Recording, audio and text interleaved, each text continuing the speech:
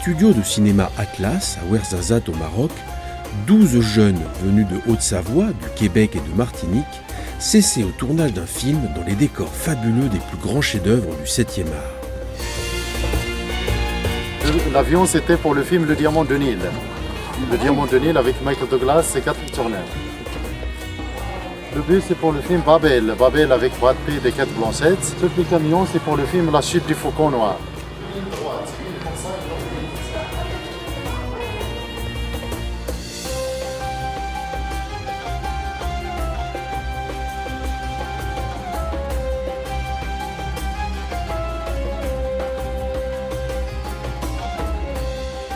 Six jeunes de moins de 25 ans choisis par les conseillers de la mission locale du bassin annécien, parmi une longue liste de candidats, participent à cette aventure hors du commun, surtout pour son volet humanitaire. Et dans ce domaine, ils ne seront pas là pour faire de la figuration.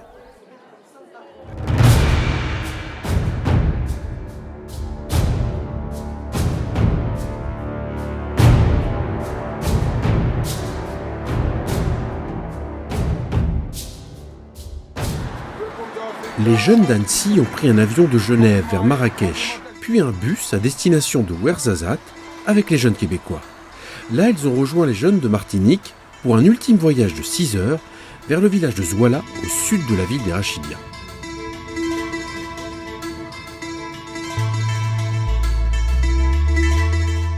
C'est ici, dans cette oasis, aux portes du désert, qu'ils vont entamer leur premier chantier.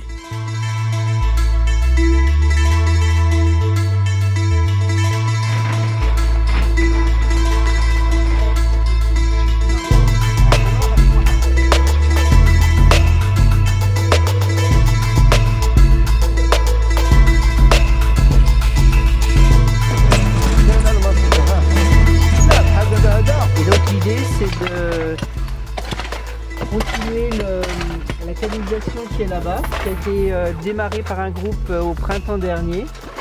Alors l'eau, il vient de cette canal principal. Après, l'eau, il descend sur chaque parcelle.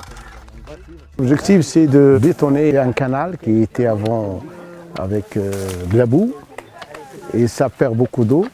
Donc l'avantage, c'est d'économiser l'eau. Vu la sécheresse maintenant que nous avons besoin d'économiser le plus possible l'eau. Ces travaux-là du bétonnage du canal d'irrigation, ça c'est un programme aussi, dans le cadre de Maroc Vert, de subventionner les oasis. Leur objectif, c'est de protéger ces palmeraies-là qui sont fragiles à se dégrader à cause du changement climatique. Nous, ce qu'on peut faire maintenant, c'est de bétonner le maximum des canals au sein de la palmeraie du Zouala. C'est notre objectif. Armés de courage, les jeunes des 4 structures, Mission locale d'Annecy, de Thonon-les-Bains de Martinique, ainsi que du Carrefour Emploi Jeunesse de Sainte-Thérèse au Québec, commencent par déblayer le passage vers le canal d'irrigation à bétonner, afin d'apporter au plus près les matériaux de construction. Ils sont très actifs parce que c'est la première fois qu'ils découvrent une palmeraie comme ça. Et c'est bien de voir comment ils vivent dans une palmeraie. Ils sont très actifs. Hein. On va les encourager, Inch'Allah, avec grand plaisir. Ça commence, regarde, avec un âne qui nous aide vraiment. En tout cas, cette première journée, c'est surtout la préparation du chantier, avec amener donc tous les matériaux sur place, de manière à pouvoir donc commencer. Donc là, il y a des ouvriers qui travaillent, qui commencent à faire la tranchée. Et puis pour le groupe de jeunes, c'est surtout de transporter le matériel, les pierres, le sable, etc. depuis la route jusqu'au chantier lui-même. Pour chacun individuellement, et j'y mets les encadrants, c'est une aventure, c'est un dépaysement, c'est une rupture, c'est aussi se rendre utile, c'est aussi faire quelque chose de concret, de A à Z. Très souvent, dans nos sociétés, en fait, on fait un petit bout de quelque chose, mais on ne se rend pas compte du résultat. Là c'est très très concret, on a vu comment c'était avant, on verra comment c'est après. Et puis collectivement, puisqu'il y a des jeunes de Haute-Savoie, il y a des jeunes qui viennent de la Martinique, il y a des jeunes qui viennent du Québec, il y a des encadrants aussi de ces structures-là. On le voit déjà, c'est une richesse interculturelle qui est forte. On n'y pense pas, mais on parle de choses très sérieuses en fait, tout en faisant autre chose. Et c'est ça qui est important parce que c'est ça qui nous permet de se souvenir des choses importantes justement. Je suis je suis venu ici, j'ai participé à cette mission humanitaire. Tout d'abord parce que c'est un peu le pays de mes ancêtres, de mes parents. Et du coup, ça me tenait à cœur de pouvoir aider les gens locaux qui sont ici et pouvoir apporter mon aide pour qu'ils aient un meilleur quotidien et améliorer leur confort de vie.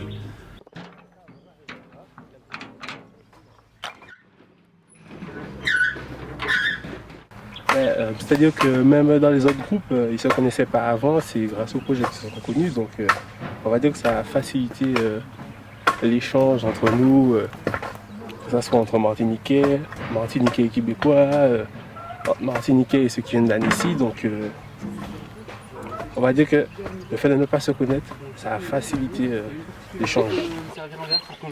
Inch'Allah. Mais en fait, on est serveuses, nous. Alors, Luigi, je voulais te poser une question. Je voulais savoir qu'est-ce que tu pensais du mélange socioculturel. Est-ce que tu peux sortir? Non, en vrai, c'est une expérience super enrichissante. On apprend tous des uns des autres. Par exemple, j'ai appris que Luigi, en sortant des cours, il allait se baigner à la mer. À la mer, que le lycée il était juste à côté. T'as de la chance. Et Naomi, il avait juste à descendre des escaliers pour aller à la mer. Et qu'il faisait pas moins de 25 degrés toute l'année. Voilà. Donc on aimerait bien vivre en Martinique finalement. Voilà. Si Luigi veut nous accueillir, il n'y a vraiment pas de problème. Suivant les cultures, c'est vrai qu'il y a beaucoup de choses qui diffèrent. C'est pas seulement une question d'apparence ou d'habitude, c'est vraiment... Ou de langue, parce qu'on parle tous la même langue. Oui, on passe la même langue, mais tu vois, on n'a pas les mêmes sens de l'humour, on n'a pas les mêmes références. Du coup, c'est ça qui est bien. Ouais. On sort de sa zone de confort. Voilà, on sort de sa zone de confort et c'est vraiment bien. Quoi. Mais d'un côté, on sort de sa zone de confort, mais ça reste quand même très confortable. Parce qu'on a vraiment un bon groupe. Ouais, la vérité, ouais. On a vraiment un bon groupe et ça, c'est super cool. À part Luigi, du coup. Non, je rigole. Non, pour les parents de Luigi, on l'aime beaucoup. Oui. Merci beaucoup d'avoir mis au monde un être humain gentil. De 18 ans.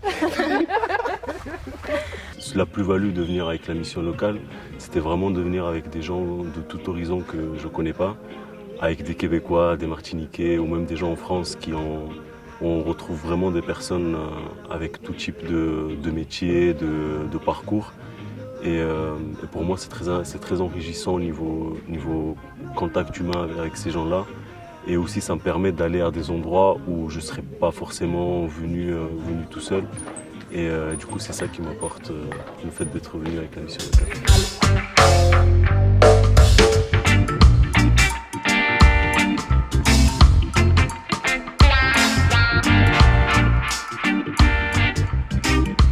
Du coup, on peut jouer à un jeu. Ouais. Et donc, le but, c'est de penser à une chose vivante ou non vivante autour de nous et de donner la première lettre. Chacun son tour va devoir deviner. Du C. C. Non. Non. Voilà. Ça commence par un P. Une planche. Non. Allez, les propositions là. Planche. Non. Pioche. Ouais, vas-y. Pause. Oui.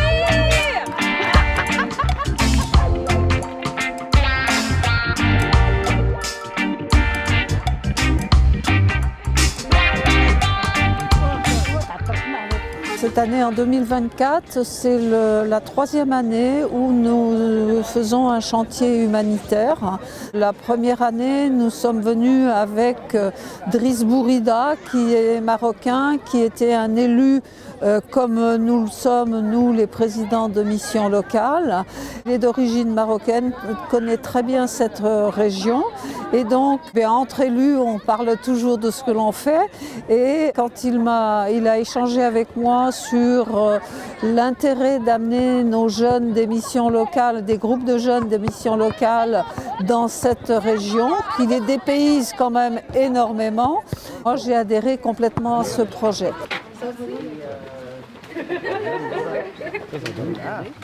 Donc c'est de l'arabe, du berbère Tamazirt. et du...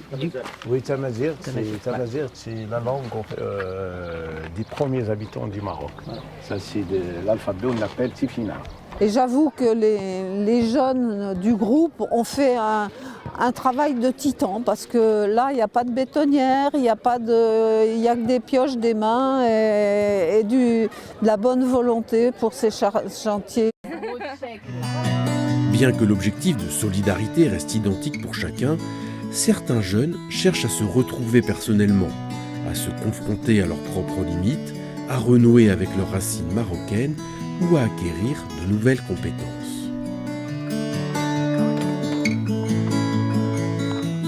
Le projet, je le sens à première abord difficile. Je vois qu'il y a beaucoup de cailloux lourds, beaucoup de terre. Puis je comprends qu'on doit tout déplacer ça en arrière, plus loin. Toutes ces roches-là, ça m'a quand même fait un petit wow, ok, ça va être du gros travail. Avant de venir ici, j'avais des préoccupations plutôt personnelles sur mon cheminement scolaire. Dans le fond, moi, je vais être policière. Puis j'ai vécu beaucoup d'échecs. Puis ça m'a démotivée. Puis là, je cherchais un sens à ma vie. Qu'est-ce que je fais? Je comprends que ça marcherait peut-être pas la police. Donc, je fais quoi? Puis c'est là où j'ai réalisé que c'était peut-être une bonne idée de prendre une petite pause. Puis de me concentrer sur moi-même. Puis de chercher, en fait, je suis qui dans ce monde. Puis après ça, il y a ma directrice qui est venue me voir puis m'a proposé ce voyage. Donc je me suis dit, c'est l'opportunité que j'avais besoin. Puis voilà. Et j'ai envie d'y aller, donner mon 100%. Puis je sais qu'au final aussi, ça va rendre service aux familles. Donc c'est sûr que ça donne un petit coup de motivation de plus. Moi, j'ai fini ma formation en maîtrise de l'eau. Je trouvais ça intéressant et pertinent de voir concrètement à quoi ressemblaient les systèmes d'irrigation, notamment au Maroc ou dans des pays étrangers. De ce que j'ai vu, c'est des canaux qui mènent l'eau jusqu'à des endroits spécifiques, des parcelles, sur lesquels il y a des palmiers qui poussent et dont les racines permettent de capter pas mal d'eau et de retenir pas mal d'eau dans le sol. Et donc au pied de ces palmiers, on voit des champs qui du coup peuvent capter plus d'eau que s'il y avait eu uniquement les palmiers ou uniquement les fruits et légumes.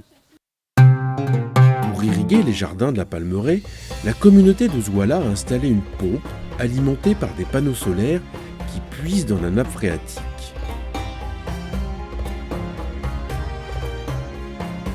Les jeunes continuent de développer le réseau de canalisation au bénéfice de la communauté.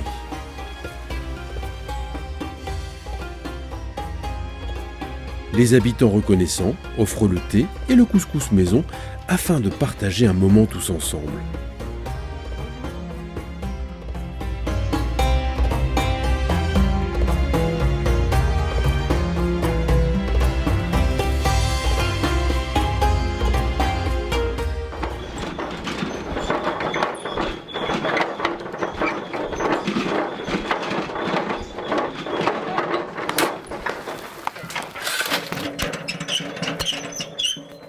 Ça ouvre l'esprit, tu te dis que la façon de faire les choses n'est pas pareille. Tu apprends aussi à faire les choses d'une autre façon.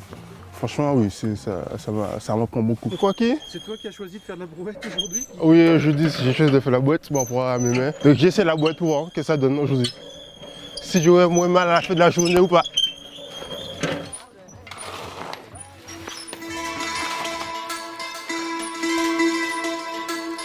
Dans le cadre de ce chantier humanitaire, les missions locales contribuent au financement des matériaux et à la rémunération de la main-d'œuvre spécialisée, tout en prenant en charge Abdel, un encadrant marocain.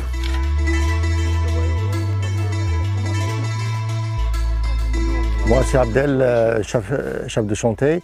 Moi, j'y trouve cette groupe, il travaille bien comme le groupe 2023.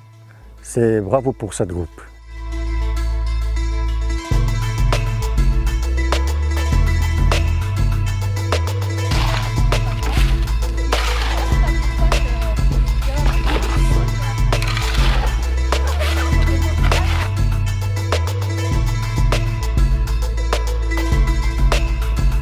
Après 3 jours de travail acharné, le collectif franco-québécois a réussi à cimenter 60 mètres de canalisation dans la Palmeraie.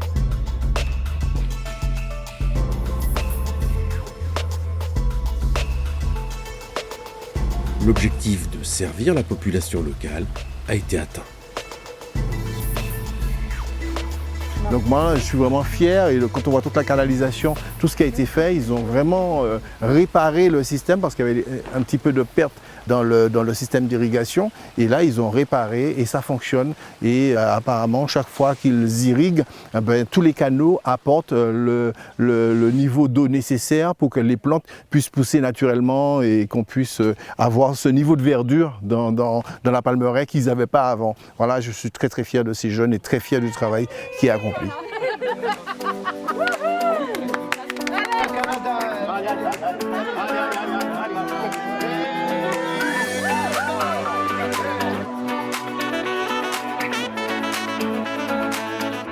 Un peu plus loin dans le désert, au pied des dunes de Merzouga, une nouvelle mission débute. C'est le moment de se préparer et de s'équiper pour relever ce défi tout en se protégeant du sable.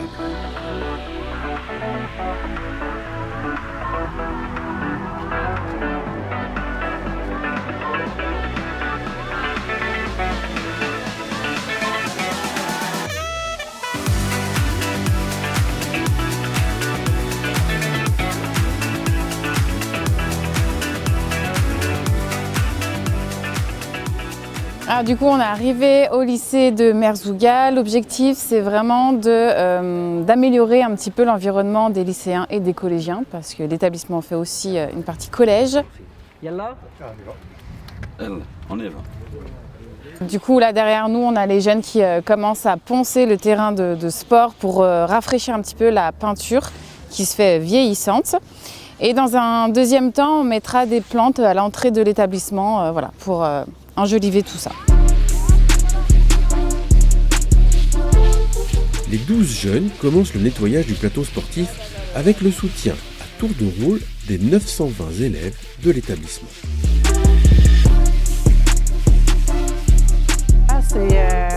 C'est vraiment de voir la réalité dans un autre pays, de visiter une partie de l'Afrique, aussi d'échanger avec la population du Maroc, de rencontrer des jeunes de la France, du Maroc, de vivre une expérience où on se retrouve 24 heures sur 24 ensemble. C'est une expérience de vie super enrichissante.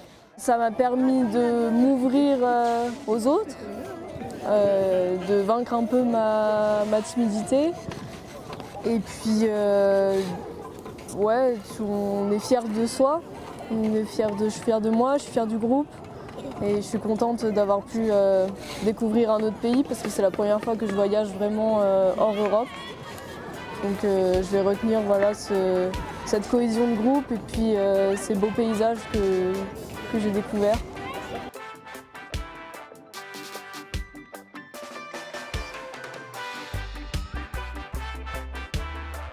Tout voyage rime avec ouverture d'esprit. Après l'effort, le réconfort pour aller admirer les curiosités des abords des oasis.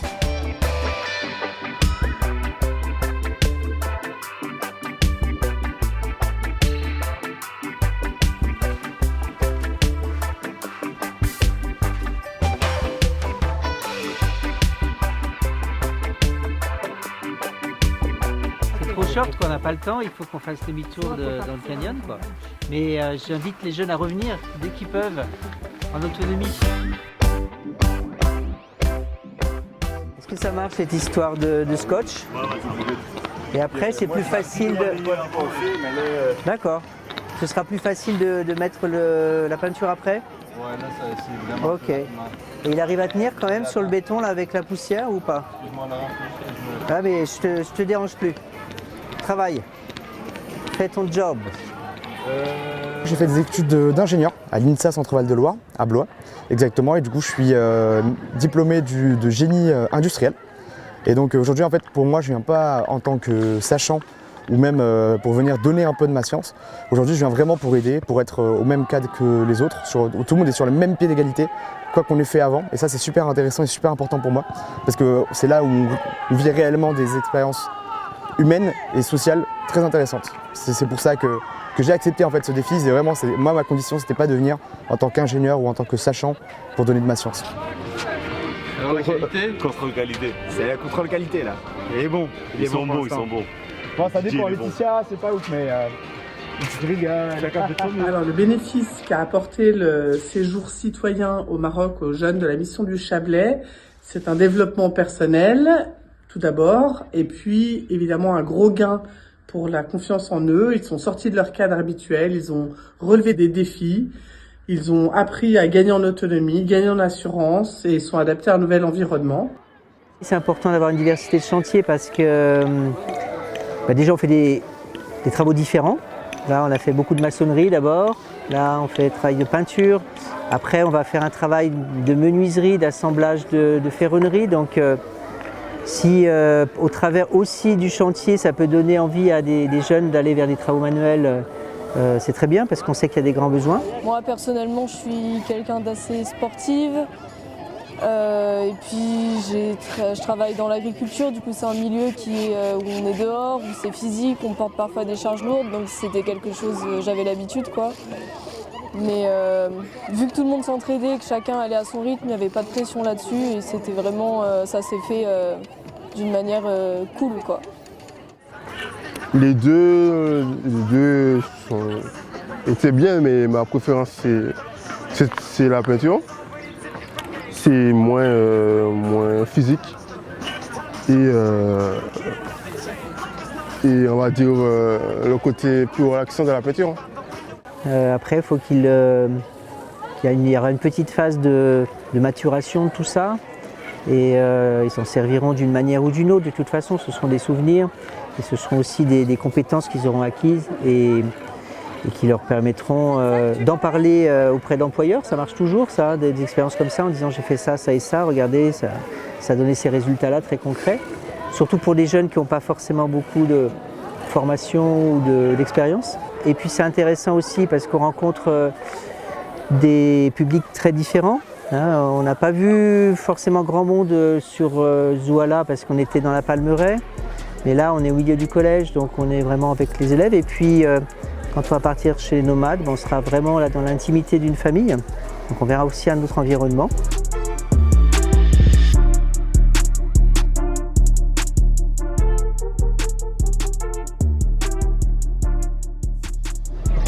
C'est très magnifique, des activités qu'on a programmées avec l'association Émission Jeunes Locales du bassin annécien sont réalisées comme il faut. Monsieur Chéri.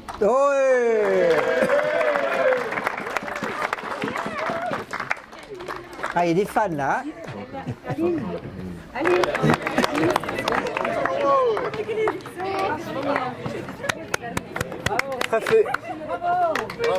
Et au nom de tous les employés et au nom de l'association des parents d'élèves de l'établissement, j'adresse une grande gratitude et de sincères remerciements à l'association Mission Locale Gens du Bassin Annécien. Après la remise officielle d'un diplôme de remerciement par le lycée à chaque participant, la mission locale organise un tournoi de foot et de volley entre tous les jeunes. L'objectif à faire cette petite compétition de sport, c'est plutôt un prétexte à jouer ensemble avec les élèves marocains après avoir travaillé 2 jours et demi sur la réfection des terrains de sport qui sont là. Alors, le sport, moi j'y crois depuis fermement, je pense que c'est un super outil d'insertion. On le voit déjà dès la petite enfance, ou dans les quartiers, on va dire que c'est vraiment fédérateur.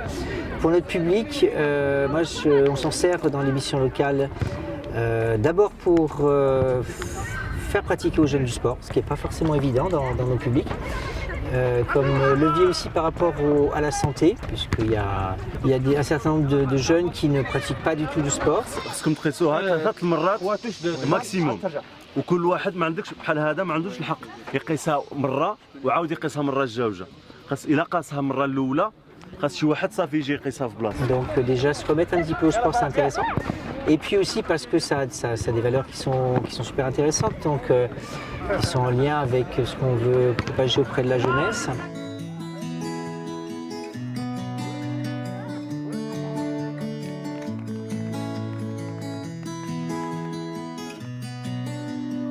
Au-delà des performances sportives, Ce tournoi a été une occasion ludique de générer un contact supplémentaire avec la population locale, essence de la richesse de ce voyage.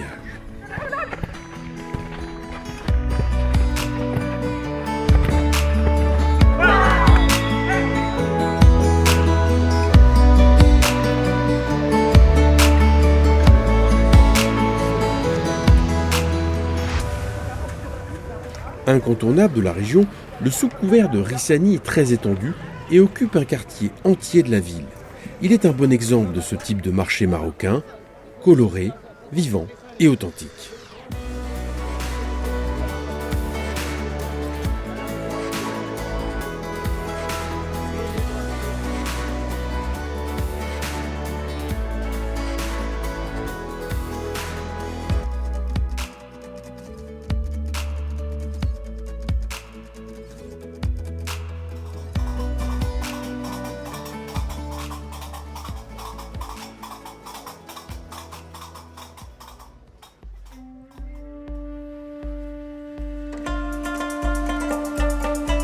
Le projet humanitaire continue avec la rénovation de la cuisine de cette famille berbère. L'année dernière, un groupe de la mission locale de Haute-Savoie avait déjà contribué à améliorer leur logement.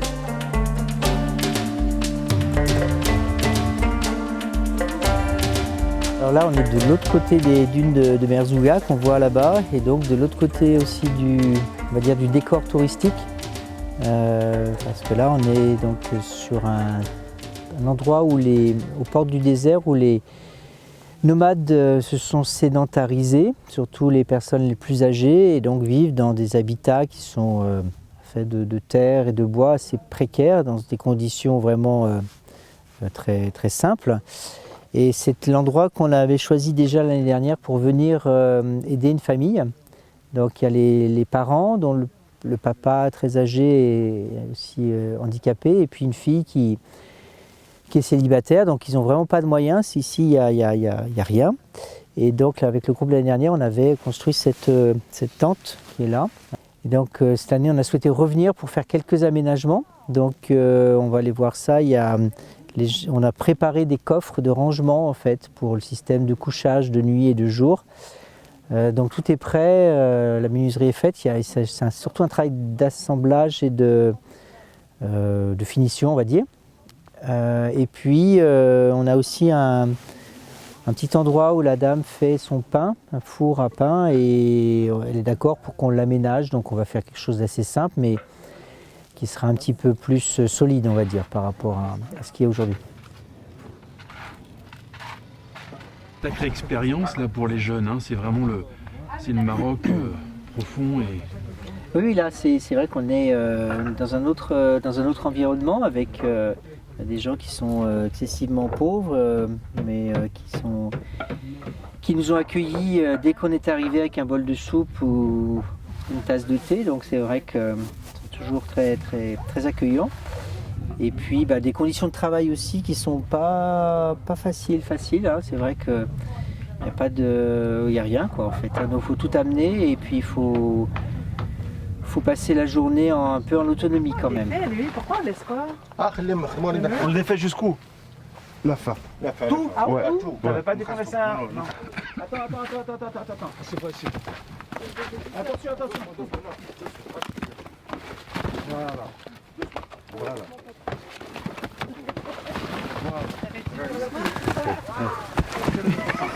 Fais gaffe à ton pied. Hein. Ça c'est ça. Attention. Fais attention. Mais on peut commencer à transporter. Tout virer maintenant.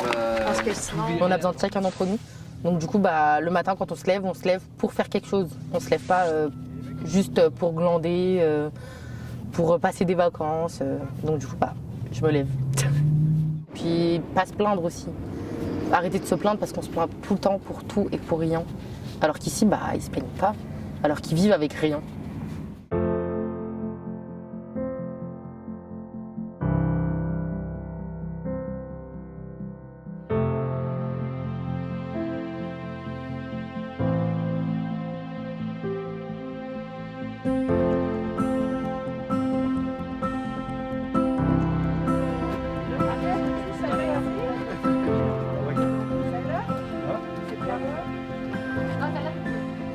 là, on fait un petit chemin. Ouais, c'est pour rentrer. C'est l'entrée de la porte. Peut-être creuser plus dans le... Dans la profondeur. C'est la porte. Ouais, mais il a marché sur la démarche. Personnellement, ce chantier m'a amené un peu de confiance en moi. Je sors d'une année qui était un peu compliquée et là, ça m'a remis un coup de boost parce que j'avais vraiment besoin de me sentir utile quelque part. Déjà, ça m'a un peu libérée parce que ça m'a permis de me dépasser dans un milieu où je ne pensais pas forcément travailler plus tard.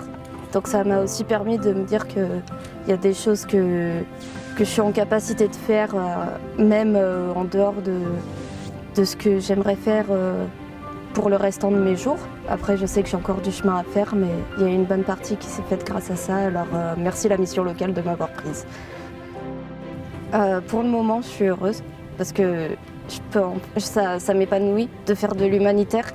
Et c'est vrai qu'en ça, j'ai un peu aussi une boule au ventre parce que je me dis que c'est bientôt fini, que les autres vont me manquer. Ceux du village comme ceux du groupe que je reverrai plus, ou peut-être ou plus autant, mais j'espère qu'on gardera le contact. Et c'est vrai que ça va me faire vide et j'espère que je retrouverai quelque chose avec une aussi bonne ambiance parce que vraiment ça m'avait réchauffé le cœur.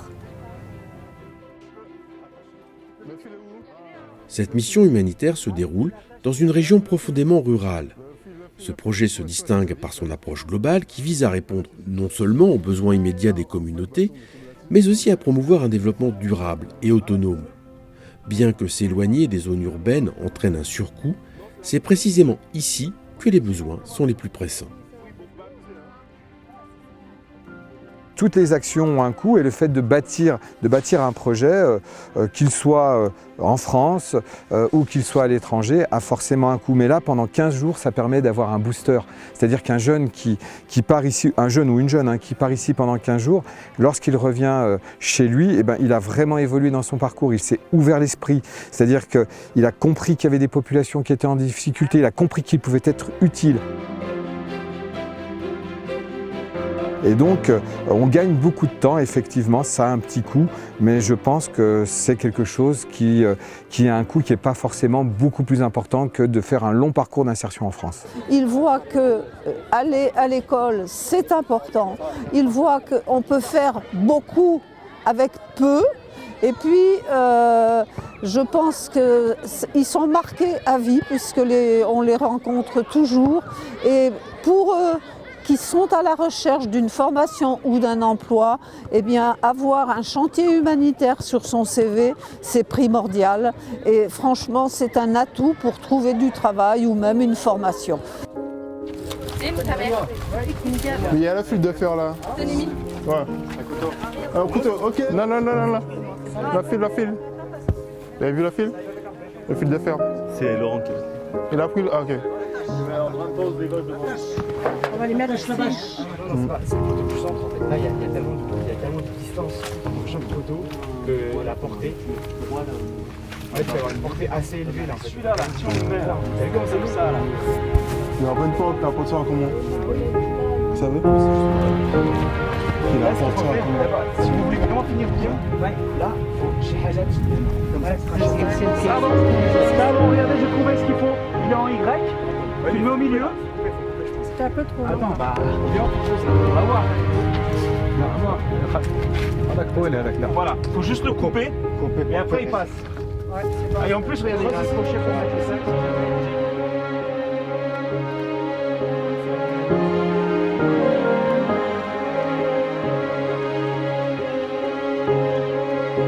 Personnellement, moi je suis venu en cours de route, en cours de séjour, et puis j'ai pu m'apercevoir aussi que j'ai appris pas mal de choses par rapport aux jeunes, sur le simple fait qu'il puisse y avoir une telle cohésion dès le départ.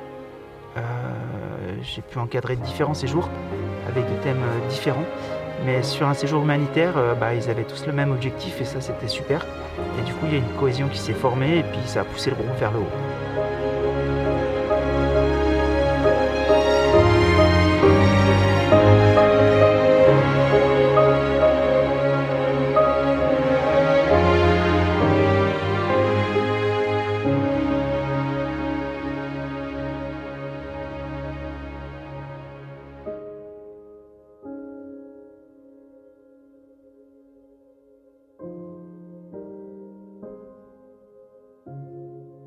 Moi, je suis ravie parce que ça fait 3 ans que tout se passe bien et que la région du Maroc nous accueille très bien.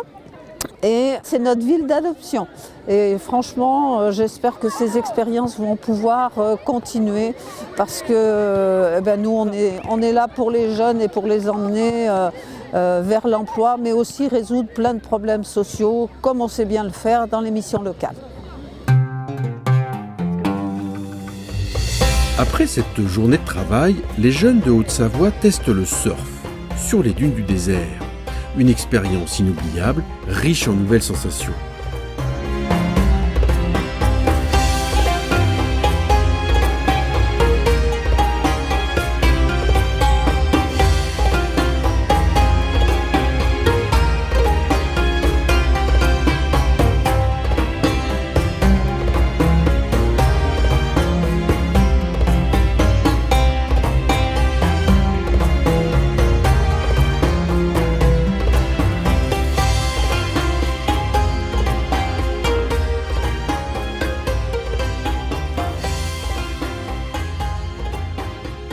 Abdel et Ahmed sont en train de voir comment installer donc, ce qu'on a appelé des douches. En fait, c'est un cabinet de toilettes qui permet aux nomades d'avoir un petit peu d'intimité pour leur toilette. Donc, c'est une structure en métal comme ça, qui sera fixée au sol avec du béton, et il y aura une chape de béton. Et on va mettre autour donc des roseaux, c'est la technique classique, et puis une bâche dessus, voilà, donc avec une porte, donc c'est pas mal. Hein. Ce sera l'occasion d'avoir un petit endroit où ils peuvent tranquillement se faire leur toilette. C'est fini ou pas là? Maintenant c'est fini, deuxième douche. Ouais.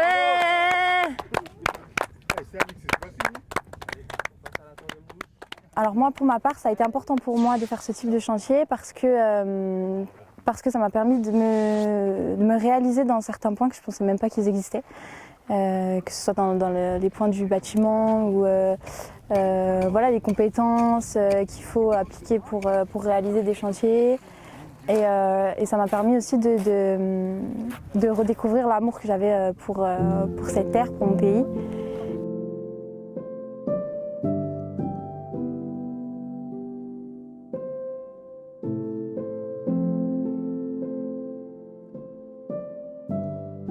Je me suis retrouvée parce que c'est vrai que je suis quelqu'un qui avait assez de mal à prendre confiance en elle, à prendre confiance de ses capacités. Et je pense qu'en fait, j'ai toujours su un peu ce que j'aimais faire et ce que j'étais capable de faire, mais je n'ai pas trop réussi à me convaincre. Et là où la mission locale m'a beaucoup aidée, c'est en fait, de me dire, allez, tu es capable de faire ça, fais-le. Et si tu rates, c'est pas grave, on trouvera autre chose. Là, je suis partie sereine et je me suis dit, je vais faire les choses et je vais y arriver. Et voilà, c'est ça qui m'a aidée et c'est ça le résultat de mon suivi.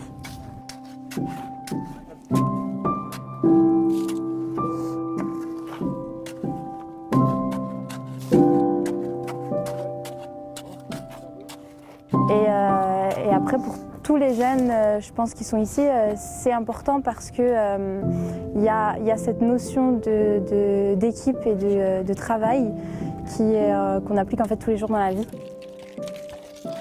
En fait, ce voyage, il nous rappelle tous les jours pourquoi on est ici.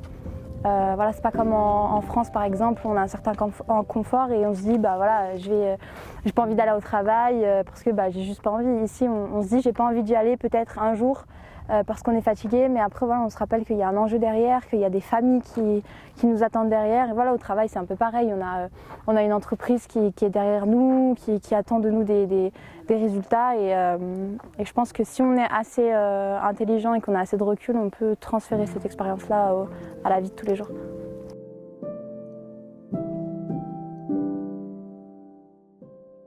N'eût-il eu dans le désert qu'une seule goutte d'eau qui rêve tout bas?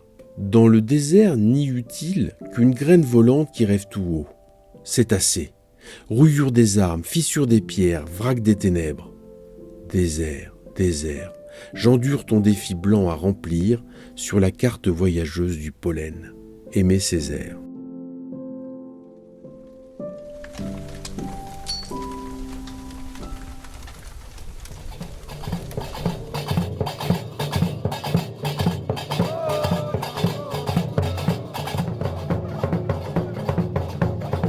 expérience de dingue.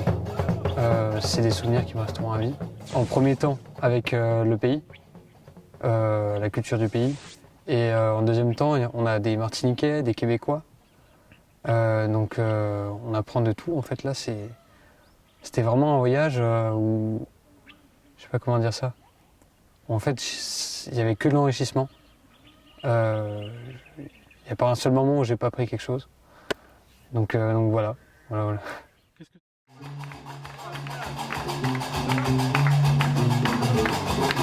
Est-ce que ce voyage a pu te permettre de répondre à tes questions?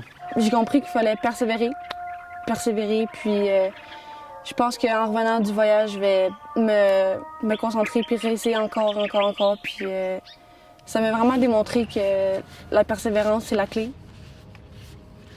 Je regarde dans leurs yeux, je vois quelque chose de différent, je vois quelque chose de magnifique, je vois quelque chose de beau. Et ça fait plaisir. Ça fait plaisir.